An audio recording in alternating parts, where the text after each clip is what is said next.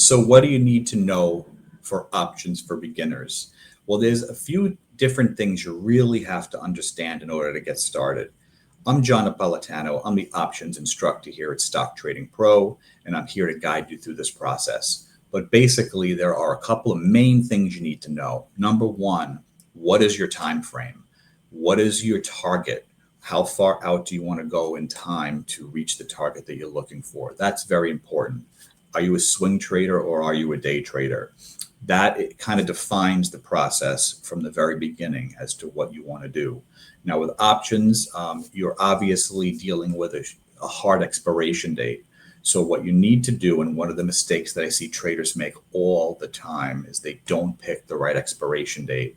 They let their option expire worthless before they reach their target. So spend the extra couple of dollars, whatever it might be, to go a little bit further out in time than what you necessarily think will reach the target that you're looking for. Another thing to do, a lot of option traders, they select the incorrect strike price.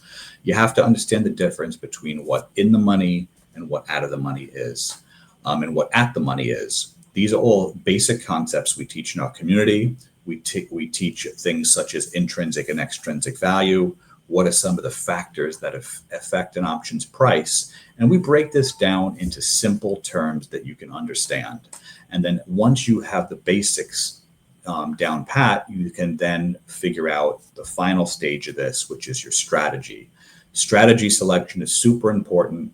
A lot of it has to do with not just what your target might be and your time frame, like we mentioned earlier, but also what volatility environment you're currently in. So there's that extra gas pedal that we talk about in options classes and options community.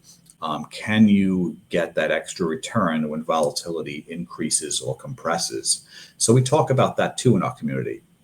These are all things that sound maybe a little bit foreign to some people, but once you get in tune with what this stuff means, it is a very simple process from start to finish.